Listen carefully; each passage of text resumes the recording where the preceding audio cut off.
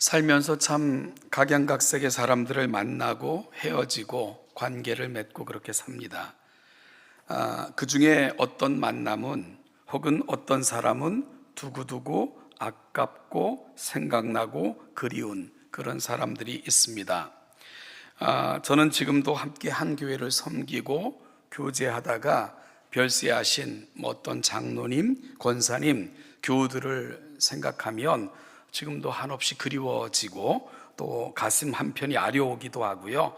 또 그립고 보고 싶다 이런 생각을 갖게 하는 그런 분들이 있습니다.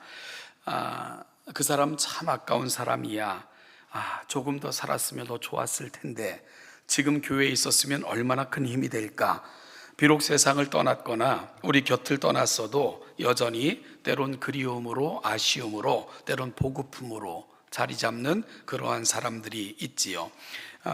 저는 오늘 제 가슴 속에 성경을 묵상할 때마다 그런 여운으로 남는 그 한 사람을 여러분에게 소개하고자 합니다. 물론 잘 아는 이름이고 잘 아시는 사람이고요, 많이 소개된 인물인데 바로 요나단이라는 인물입니다. 제가 일전에 성경을 가르칠 때 우스갯소리로 딸 가진 부모님들에게 이렇게 기도하세요. 하나님, 저는 큰 욕심 없습니다. 그저 요나단 같은 사위만 주시면 됩니다. 이렇게 기도하세요 라고 말씀드린 적이 있는데요. 우리 청년 자매들한테도 그냥 하나님 앞에 기도할 때 하나님, 저 아시죠? 저 눈 높지 않아요. 그냥 요나단 같은 그런 남편을 주시면 됩니다. 훌륭한 인품, 그리고 또한 훌륭한 인격, 무엇보다도 훌륭한 신앙, 그리고 또 가문도 좋아요. 그래서 이 요나단을 생각하면 그가 왕이 됐었더라면, 그가 조금 더 살았더라면 이스라엘을 위해서도 굉장히 큰 일을, 복된 일을 하고도 남았을 사람이구나.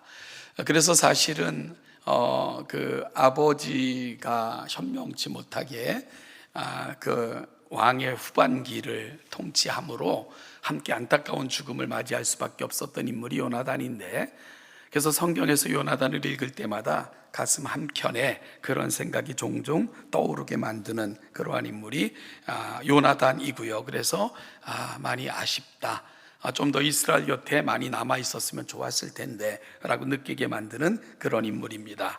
오늘은 바로 그 사람 요나단을 함께 만나러 가겠습니다. 잘 아시는 것처럼 요나단은 통일 이스라엘 초대 왕이었던 사울의 아들입니다. 그리고 또한 우리가 잘 아는 인물 다윗의 가장 절친한 친구이자 또 형이기도 했던 사람입니다. 사실 오래전 우리나라 복음성가 가수들, 그들이 불렀던 노래가 굉장히 많이 불려지기도 했는데요. 그 복음성가 가수들 중에 듀엣으로 활동했던 다윗과 요나단이라는 그룹이 있었습니다. 그래서 사람들은 그 이름을 들으면서 마치 다윗과 요나단이 친구같이 이렇게 생각하는 경향이 종종 있었던 것 같아요. 그런데 성경은 그 사람이 몇 살에 뭘 됐고 몇 살에 뭘 했고 이렇게 구체적으로 밝히진 않기 때문에 추정하여 그때가 몇 살쯤 됐었겠구나, 그때가 몇 살쯤 됐겠구나 이렇게 추정할 수가 있을 뿐인데요. 그래서 사울의 연대, 요나단의 연대, 다윗의 연대를 쭉 구성해 보면 다윗과 요나단은 최소한 20년 이상, 그 많게는 30년 정도의 나이 차이가 나는 그런 사람들입니다. 여러분, 그럼에도 불구하고 그 큰 나이 차이에도 불구하고 요나단은 다윗을 자기의 생명처럼 깊이 사랑했고요, 다윗의 가장 힘든 날 정말 그 오아시스와 같은 그런 존재가 다윗에게는 요나단이었습니다. 단순한 친구 관계를 넘어 믿음의 동역자였고요, 하나님의 뜻을 함께 이루어가길 소망했던 좋은 믿음의 동지였습니다. 그러니까 여러분, 신앙은 나이를 뛰어넘고요, 상황을 뛰어넘고 여건을 뛰어넘고 하나님 앞에서 가장 아름다운 관계를 만들어낼 수 있는 게 신앙이구나 하는 걸 보여준 참 귀한 인물이 다윗과 그리고 그를 세워준 요나단이 되는 겁니다. 요나단이 살았던 시대는 혼란과 격변의 시기였습니다. 말씀드린 것처럼 아버지 사울은 영광스러운 이스라엘 초대 왕으로 그렇게 세움을 받았지만 점점 교만해졌고요. 그러므로 말미암아 아름답지 못한 왕의 후반기를 보낼 수밖에 없었던 인물이 사울이었습니다. 특별히 다윗 왕으로 인하여 완벽한 정복이 이루어지기 전까지 사울 시대에는 끊임없는 블레셋의 침략으로 인하여 많은 어려움을 겪었던 그런 시기이기도 했습니다. 여러분, 이러한 혼란 속에서 요나단은 어떻게 한결같은 모습으로 하나님의 뜻을 분별하고 심지어 자신의 생명과 왕위까지 위협받는 그런 상황에서도 흔들림 없는 신앙을 견지할 수 있었을까? 바로 그 모습을 우리가 함께 나누면서요, 우리가 지금 마태복음 7장으로 시작된 하나님을 안다는 게 뭘까? 하나님을 안다는 것이 우리 삶의 자리에서는 어떻게 드러나야 될까? 우리가 지난 시간은 레갑 족속의 이야기를 통해 하나님의 사람들이 살아가는 삶을 점검해 봤다면, 오늘은 요나단을 통해서 그 작업을 함께 해보기를 원합니다. 오늘 우리가 성경에서 만나는 요나단, 그의 모습은 크게 세 단계로 나누어서 생각해 볼 수 있지 않을까 생각을 해봤습니다. 요나단의 기사가 성경에는 크게 큰 덩어리 세 단계로 이렇게 나누어져서 기록되는 것 같은데요, 첫 번째는 사무엘상 13장, 14장 그가 참여했던 전투의 기록으로 요나단이 소개되고 있고요. 그리고 두 번째는 다윗의 등장 이후에 다윗과 나누었던 우정을 중심으로 요나단의 이야기가 또 펼쳐집니다.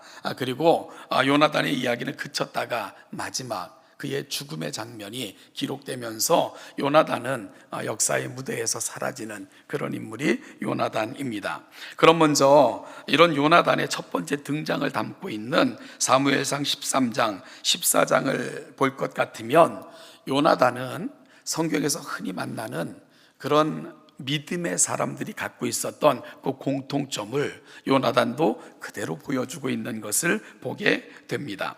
여러분, 하나님의 사람들, 시대가 어떻든지 모든 시대에도 하나님의 사람들이 보여줬던 한결같은 공통점이 있었습니다. 그게 뭐냐 하면은 바로 하나님의 사람들은 상황이나 형편, 내 처지가 아니라 먼저 하나님을 바라보았다는 그런 공통점이 있습니다. 내 상황이나 형편, 처지 때문에 하나님이 늘 가려지고 희미해지는 게 아니라 그 모든 것 앞에 하나님을 놓고 하나님을 중심으로 내 삶을 바라봤던 신앙의 패턴이 있었던 사람들, 그들이 한결같은 믿음의 사람들이었는데요, 사무엘상 13장, 14장에서 만나는 요나단 역시 그런 모습으로 우리에게 등장하고 있습니다.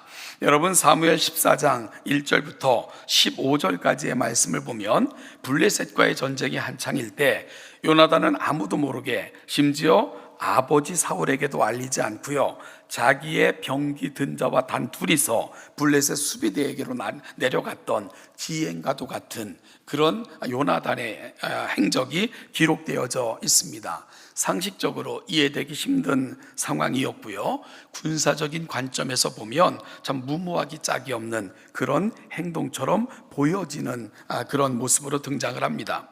그러나 요나단은 단순한 무모한 용기로, 그런가 하면은 자기를 드러내고자 하는 공명감에서 이런 일을 행하고 있었던 것이 아닙니다. 그래서 사무엘상 14장 6절 말씀을 보면 요나단이 이런 고백을 해요. 여호와께서 우리를 위하여 일하실까 하노라. 여호와의 구원은 사람의 많고 적음에 있지 아니하니라. 그러니까 요나단이 지금 병기든 자와 함께 적진으로 홀로 들어가서 그 정황 동향을 살피길 원했던 것이 하나님의 뜻이 어디에 있는가, 이 전쟁을 통해서 하나님이 행하고자 하시는 바가 뭔가, 이 사실을 알기 위해 요나단은 이와 같은 조금 극단적으로 보이는 행동을 감행한 이유라고 그렇게 설명하고 있는 겁니다.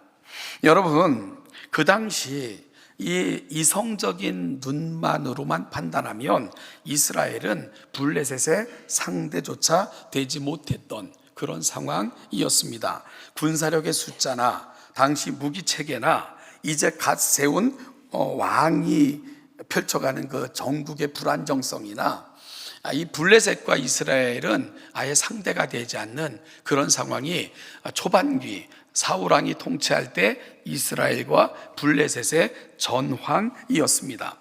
여러분, 특별히 무기 체계를 보면 당시 이스라엘은 대장장이조차 없었다, 이렇게 표현하고 있어요. 쇠를 다루는 그런 기술을 가진, 이제 영어로 블랙스미스라고 얘기하는데, 이런 사람들이 아예 없었던, 블레셋은 그런 사람들이 아예 이스라엘은 없도록 그렇게 위협했고 제거했던 이런 시대가 바로 사울왕이 왕이 됐던 시대였습니다. 여러분, 그래서 이 전쟁터에 나간 그 사무엘상 14장 15장을 보면 전쟁터에 나간 군사들이 들고 나간 게 뭐냐 하면 삽, 도끼, 곡괭이 이런 걸 들고 나가서 전쟁을 벌일 수밖에 없었어요. 심지어 이 농사를 질 때도요, 삽, 이렇게 도끼, 곡괭이 이런 것들이 날이 무뎌지면 이스라엘은 그걸 날카롭게 할 만한 대장장이들도 없었어요. 그래서 돈을 지불하고는 블레셋이라는 나라의 그 동기구도 들고 가서 그들로 하여금 날카롭게 만들어 다시 가져올 수밖에 없는 이런 그 상황이 이스라엘이 속해 있었던 상황입니다. 우리가 우리의 슬픈 역사를 보면 임진왜란 때 왕은 나라를 버리고 도망하고 군사들은 흐지부지 흩어질 때 농민들, 일반 정말 그 백성들이 일어나서 온몸으로 왜구와 싸움을 하잖아요. 그들은 잘 정비된 무기 체계, 무엇보다도 총을 들고 와서 백성들을 위협할 때 그들에게 맞섰던 게 뭡니까? 온몸으로 낫 들고 나가고 곡괭이 들고 나가고 호미 들고 나가고 막 그러면서, 그리고 막 행주로 막 돌 실어 나르고 막 이러면서 온몸으로 그 국난에 백성들이 의연하게 대처하고 죽음으로 나라를 지켰던 이러한 일들을 바라보며 우리가 얼마나 가슴이 뭉클합니까? 그런데 블레셋과 이스라엘의 전투 형편이 딱 그랬다, 그겁니다. 변변찮은 무기조차 없었고요, 군사력은 아예 비교조차 되지 않는 그런 상황이 사울 당시 블레셋과 이스라엘의 형편이었습니다. 여러분, 그런데 요나단은 단순한 이러한 외적인 어떤 그 상황이 모든 것의 기준이고 결론이라 그렇게 생각하지 않았습니다. 하나님께서 무엇을 기뻐하시며 무엇을 원하시며 심지어 하나님의 뜻이 뭘까 하는 것이 요나단에게는 더 중요했다는 거죠. 그래서 그 무모해 보이는 행동의 이유는 바로 하나님의 뜻을 분명하게 알고자 요나단은 무기 든 한 사람과 함께 홀로 적진으로 가서 상황을 살피게 됐던 것입니다. 그리고 그 결과 요나단이 확인한 게 뭡니까? 하나님이 우리에게 승리를 주신다, 하나님께서 우리를 지키실 거다, 우리를 보호하시길 원하시는구나 하는 것을 확신했을 때에 그는 담대하게 그 블레셋을 대항할 수 있었던 것입니다. 그럴 때 하나님께서는 이 요나단의 믿음을 통해서 놀라운 일을 행하셨고요, 결국은 위대한 승리의 전초를 요나단을 통해 마련하셨고 그로 말미암아 위대한 승리가 주어지도록 역사하셨습니다. 사랑하는 여러분, 믿음의 사람들이 이렇게 중요한 거예요. 모두가 상황을 볼 때, 모두가 형편을 볼 때, 모두가 처지를 볼 때 하나님을 바라보는 사람들, 그리고 그 하나님의 눈으로 상황을, 여건을, 형편을 다시 바라보며 기도하는 사람들, 하나님은 누구를 통해 일하실까요? 바로 믿음으로 하나님을 바라보며 하나님의 분명한 뜻 가운데 섰던 그런 사람들, 그들을 통해 일하실 것 아니겠습니까? 바로 하나님은 그런 요나단을 통해 일하시기 시작한 것입니다. 요나단에게 있어서 중요한 것은 이성적인 판단보다 하나님이 그에게는 항상 앞서 있으셨던 분입니다. 여건과 형편보다도 하나님의 뜻이 뭘까 늘 궁구해하며 그 하나님 앞에 섰던 인물 요나단입니다. 그럴 때 하나님은 누구를 통해 일하셨다고요? 그 요나단을 통해 일하신 겁니다. 그래서 우리 사랑하는 동천의 모든 성도들이 이 요나단의 결의, 요나단의 결기, 요나단의 믿음을 다시 가슴에 담는 복된 이 아침이 되어 하나님의 역사가 여러분을 통해 세상에 드러나는 위대한 주의 도구들이 되시기를 주님의 이름으로 축복합니다. 가나안 땅 정복을 앞두고 모세는 12명의 정탐꾼을 가나안 땅에 들여보내죠. 그들이 40일 동안 그 땅을 정탐하고 돌아와서 정탐 보고회를 열죠. 여러분, 그럴 때 10명의 눈에는 그 땅의 형편과 처지, 그리고 그 형편과 준비되어져 있는 상황, 그리고 초라한 우리의 상황만 보였습니다. 그들은 하나님 앞에서 이건 우리의, 그 백성들 앞에서 이건 우리의 싸움이 아니고 상대조차 되지 않는다라고 보고를 했습니다. 그럴 때 두 사람이 앞장서서 옷을 찢으며 의분에 겨워 백성들 앞에 이야기를 하죠. 하나님을 봐라. 이것은 하나님이 원하시는 거다. 여기까지 인도하신 분도 하나님이시고 우리를 구해내신 분도 하나님 아니냐. 그 하나님이 그 땅을 우리에게 주시기를 기뻐하실 거다. 그러니 들어가서 그 땅을 취하자라고 그들 백성들 앞에서 도전했습니다. 그런데 백성들은 2명이 아닌 10명의 견해를 따라 그들의 고백처럼 광야에서 죽게 됐고요. 믿음의 눈으로 믿음의 고백을 했던 여호수아와 갈렙은 그들의 고백대로 하나님이 성취하시는 위대한 꿈을 성취하며 경험할 수 있게 됐던 것입니다. 사랑하는 동천께 성도 여러분, 우리 믿음의 현주소가 어디입니까? 우리가 살아가면서 항상 제일 먼저 우리 눈앞에 보이는 게 뭡니까?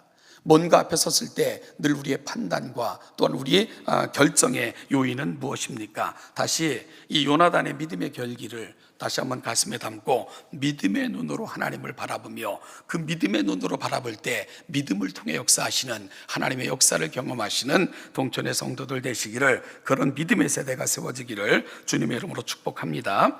요나단에 대해 기록한 두 번째 파트는 다윗과의 관계 속에서 드러나고 있는 요나단의 모습입니다. 요나단과 다윗의 우정은 어찌 보면 성경에 기록된 가장 아름다운 우정의 대명사로 이제 그렇게 소개가 되고 있죠. 특별히 사무엘상 18장 1절부터 4절까지의 말씀을 보면 요나단이 다윗을 얼마나 사랑했냐 하면 자기의 생명같이 사랑했다, 이런 표현이 등장하고 있고요. 자신의 갑옷과 군복, 활과 창까지 다 다윗에게 들려줄 정도로 다윗을 깊이 사랑했던 인물이 요나단입니다.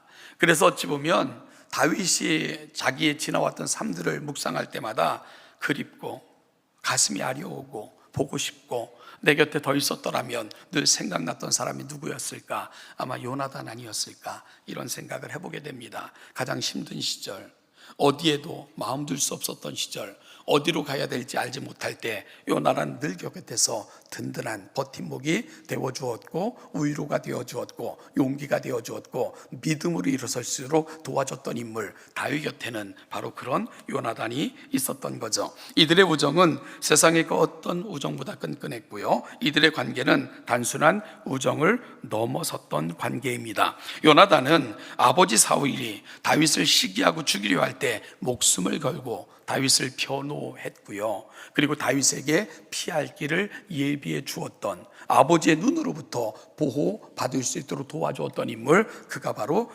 요나단이었습니다. 여러분, 물론 이런 요나단의 행동은 아버지 사울을 극노하게 만들고 노를 바라게 했습니다. 왜냐하면 다윗을 죽이지 않으면 아들 요나단에게 왕위가 돌아가지 못할 거다라는 불안감이 사울에게는 항상 있었기 때문입니다. 이런 것을 가리켜 인본주의라고 말을 하는 거예요. 사울은 정말로 하나님의 너무 큰 은혜를 받았고요, 하나님께서 네가 내게 순종하고 내 말을 따르면 너의 왕위를 내가 보존할 거다라고 약속을 했건만, 그는 인간적인 불안함, 누군가 자기보다 높아지고 누군가 자기보다 인기가 많아지면 그것이 자기에게 위협이 되고 자식에게 위협이 될까봐 늘 전전긍긍했던 안타까운 인물이 사울이었어요. 그런데 이런 요나단 아들이 다윗과 친한 거예요.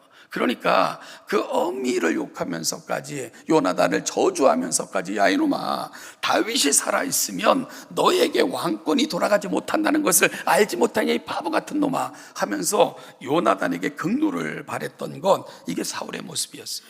그러니까 사울이 왜 그렇게 다윗을 미워했을까? 이유 한 가지예요. 다윗이 살아있으면 요나단에게 왕권이 갈 수 없다. 이것 때문에 그렇게 한 거예요. 그러면서 이런 다윗을 돕는 요나단에게, 야 이놈아, 다 너 잘 되라고 하는 거야. 그거 그렇게 모르겠냐? 이 부모의 마음은 그렇게 모르겠냐? 잘못된 사랑이 결국은 안타까운 가정의 비극으로 연결될 수밖에 없었던 거죠. 그런데요, 놀라운 것은 다윗이 살아있으면, 다윗이 잘 되면 자기가 왕이 될 수 없다는 것을 요나단도 알았어요.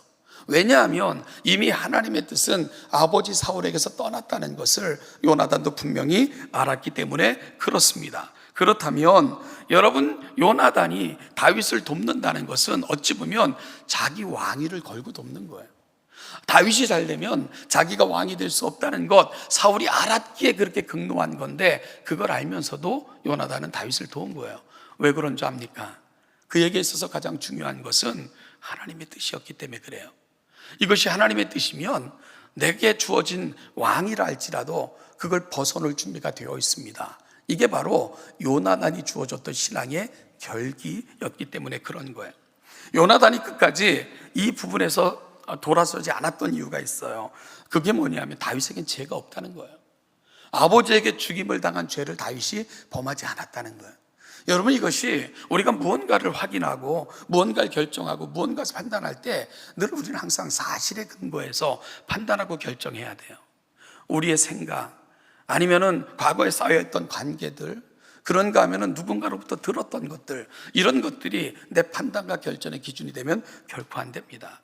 따라서 정말 지도자들은, 그런 걸 관계를 만들어가는 사람들은 항상 사실에 입각해서 상황을 바라보며 결정하고 판단할 수 있어야 됩니다. 그럴 때 아버지 사울이 다윗을 미워하는 것은 이거는 합당치 않다, 요나단은 생각을 했던 것입니다. 왜냐하면 사실적으로 다윗은 죄를 지은 적이 없기 때문에 그런 거예요. 그런데 요나단이 끝까지 다윗 곁에 있을 수 있었던 더 중요한 이유는 역시 하나님의 뜻이었습니다. 여러분, 하나님의 뜻에 대한 놀라운 분별력, 이것이 바로 요나단이 끝까지 그 아름다운 관계를 유지할 수 있었던, 만들었던 그런 기준이었던 것을 우리가 알게 됩니다.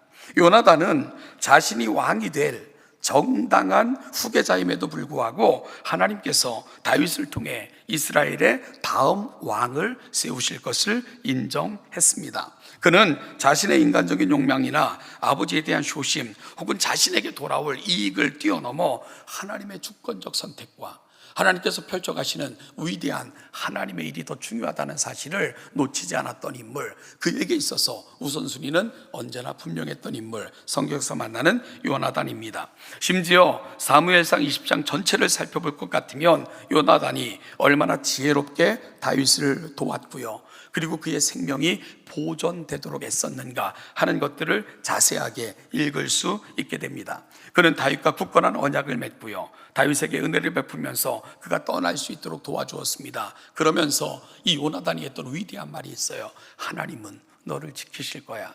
어디를 가든지 너와 함께 하실 거야. 그리고 그 하나님은 너를 왕이 되게 하실 거야. 그때에 나를 기억하라 라고 부탁하고 있는 것, 요나단이 다윗과 작별하면서 그를 끌어안고 울면서 헤어지면서 했던 요나단의 고백이었습니다. 요나단은 자기의 모든 것을 내려놓더라도 하나님께서 저 인생을 지키시기를, 저 인생에게 하나님의 뜻이 온전히 이루어지기를 소망하며 축복할 줄 알았던 인물, 요나단은 참으로 고결한 인품의 소유자였던 것을 보여주고 있는 거죠. 제가 작년 여름에 성경 강좌를 산상수훈을 가지고 우리 교인들과 하나님의 말씀을 나누었던 적이 있는데요, 이 산상수훈을 이렇게 강의하면서 로마노 가르디니라는 사람이 산상수훈에 대해서 했던 평가를 여러분에게 소개했던 적이 있습니다. 로마노 가르디니는 산상수훈을 하늘과 땅의 진동이라고 표현을 했어요. 하늘과 땅의 진동, 무슨 얘기일까? 많이 생각을 했는데 이 의미가 너무 대단하게 저에게 다가왔습니다. 저는 이 말을 묵상하면서 신앙은 결국 로마노 가르디니의 말처럼 하늘과 땅의 진동이구나, 이런 사실 앞에 동의를 하게 됐습니다. 여러분, 어찌 보면 산상수훈은 온 우주 만물의 창조주 그리고 말씀의 주인이신 그분께서 직접 이 땅에 오셔서 그의 백성들을 만나시며 베푸신 그 말씀의 기록이 산상수훈이지 않겠습니까? 그러니 이 산상수훈을 읽는다는 것 자체만으로도 굉장한 감동이 있어요. 저자가 직강을 하시는구나. 온 우주 만물의 주인이신 그분이 직접 그 백성을 만나시는 자리구나. 그것만 생각해도 너무너무 가슴이 뛰었어요. 그분께서 때론 잘못 왜곡되어 전해지는 그 말씀을 바로 잡아주기도 하고요. 그러면서 옛사람은 이렇게 말했고 지금 사람들이 이렇게 말하지만 내가 너에게 분명히 말할게. 그러면서 교정해 줬던 자리, 바로 산 위에서 진행됐던 말씀의 강론이 실행됐던 자리였습니다. 여러분, 그렇게 하나님의 거룩한 감동이 그 땅에 모인 백성들의 가슴에 안겨진 거예요. 그러면서 예수님께서는 너희는 세상의 소금이다, 정확한 말하면 너희는 땅의 소금이야. 그리고 너희들은 땅의 소금이라는 정체성을 놓치지 말고 세상의 빛으로 살거라. 이것이 바로 소금과 빛이야 라고 말씀하셨던 말씀의 요지였던 것도 함께 살펴볼 수 있었죠. 여러분, 땅의 소금으로 부름받은 우리에게 하늘을 안겨주시면서 세상의 빛이 되기를 원하셨던 것, 이것이 바로 산상수훈을 베푸셨던 우리 주님의 마음이셨던 거예요. 그리고 구체적인 삶의 자리에서 어떻게 빛됨을 드러낼 것인가 하나하나 자세하게 구체적으로 설명해 내신 것이 산상수훈이 가는 자리였습니다. 저는 예배의 자리가 그런 자리구나, 하늘을 담는 거예요. 하나님의 말씀으로 내 가슴을 채우는 거예요. 하늘의 거룩한 감동이 내 안에 충만하도록 내 삶을 하나님 앞에 드리는 시간, 이게 예배예요. 그러니 여러분, 우리가 예배를 어찌 단순하게 의미 없게 무의미하게 그저 상례적으로 그저 정기적으로 그저 주일이니까 가 있는 게 자연스러우니까 와서 앉아 있는 것 정도로 이 예배의 자리를 아무 기대 없이 앉아 있다가 그렇게 돌아갈 수가 있겠습니까? 여러분, 꼭 기억하십시오. 예배의 자리는 하늘을 담는 시간이에요. 하나님의 거룩한 감동을 사모하며 하나님이 내 영혼 가득히 찾아오시기를 기대하며 하나님 말씀으로 내 가슴에 새겨주십시오. 하나님의 거룩한 뜻을 담는 그런 자리가 되게 하옵소서. 간절한 마음으로 예배의 자리로 나아가야 돼요. 그럴 때 그 하늘의 거룩한 감동이 땅을 진동시키게 되는 거예요. 그래서 우리가 흩어진 교회로 살 때는 내게 담겨진 그 하늘을 세상에 보여주는 거예요. 하나님의 아름다움, 하나님의 거룩한 뜻, 하나님이 무엇을 기대하시는가를 세상에 빛이 되어 드러내시는 겁니다. 이것이 바로 하나님 가르디니가 말했던 하늘과 땅의 진동이다. 오늘 예배의 자리가 그런 예배가 되기를 원해요. 여러분들의 가슴 속에 하늘이 담겨지길 원해요. 그 거룩한 감동으로 여러분들이 살아가는 땅을 진동시켜내는 그런 역사 감당하는 우리 동천의 모든 성도들 되시기를 주님의 이름으로 축복합니다. 요나단이 그런 거예요. 하나님의 말씀을 담고 그 영혼의 진동이 더불어 살아가는 사람들의 그 거룩한 감동으로 그렇게 만들었던 사람, 바로 요나단이 그런 인물인 거예요. 하나님의 뜻을 담으니까 사람에게 어떻게 행해야 될지, 내가 해야 될 것이 무엇인지, 무엇이 바른 판단인지 세상을 진동시켰던 사람, 오늘 또 다른 이 시대 요나단으로 하나님 앞에 세워지는 저와 여러분들이 되시기를 축복합니다. 마지막 세 번째 요나단의 등장은 비극적인, 안타깝게도 죽음의 현장에서 우리는 요나단을 만나게 됩니다. 블레셋과의 요나단이 치른 마지막 전투, 그 전투에서 사울도 그리고 사울의 모든 아들도 요나단을 위시하여 죽임을 당하고 맙니다. 그렇게 해서 결국은 사울 왕가의 몰락이 그 자리에서 이루어지게 되는 거죠. 물론 무비보셋이라는 살아남은 자도 있었고요, 그를 다윗이 극진히 돌보긴 했지만 어쨌든 그 전투는 바로 길보아에서 이루어졌던 전투는 사울 왕가의 몰락이 임했던 그런 전투였습니다. 이로써 사울 왕가는 막을 고하게 되는 겁니다. 여러분, 이 소식을 다윗이 듣게 되는 거예요. 공명심에 이끌려 다윗에게 달려와 이 소식을 전한 사람, 그런데 다윗이 보여준 모습은 의외였습니다. 좋아할 줄 알았죠. 정말 원수 같은 사울이 죽었으니까. 그런데 오늘 읽은 이 다윗의 애가는 우리 가슴 절절히 정말로 먼저 간 사람들, 함께 더불어 살았던 사람들에 대한 성도의 예가 뭐구나 하는 것을 보여주는, 그걸 담고 있는 본문이 바로 사무엘 하 1장 17절부터 27절이에요. 여러분, 저는 이 부분을 많이 묵상했으면 좋겠어요. 그래서 우리가 살아가는 세상 작은 오해 앞에서도 작은 관계의 틀어짐 앞에서도 그거 놓지 못하고 그거 부둥켜 안고 그것 때문에 평생 소비하며 살아가는 우리 시대 앞에 오늘 다윗이 보여준 모습이 너무 아름답지 않아요? 여러분, 다윗 사울을 용사로 그의 인품이 고결했고 그로 말미암아 너희들이 옷을 입게 됐고 먹을 수 있게 됐지 않느냐라고 말하면서 사울을 지극히 높이고 있는 다윗, 그리고 특별히 요나단을 생각해 볼 때마다 내 인생에, 내 삶에 있어서 그가 얼마나 고귀한 자였던 것을 드러내는 다윗의 고백, 이것이 바로 사무엘하 1장 17절부터 27절 다윗의 애가에 담겨져 있는 내용입니다. 그는요, 형식적으로 그러는 게 아니에요. 가슴으로 정말로 그들의 죽음을 슬퍼하고 있고요. 특별히 요나단에 대해서는 이렇게까지 고백을 해요. 내 형 요나단이요, 내가 그대를 애통함은 그대는 심히 내게 아름다운 사람이라 그대가 나를 사랑함이 기하여 여인의 사랑보다 승하였도다.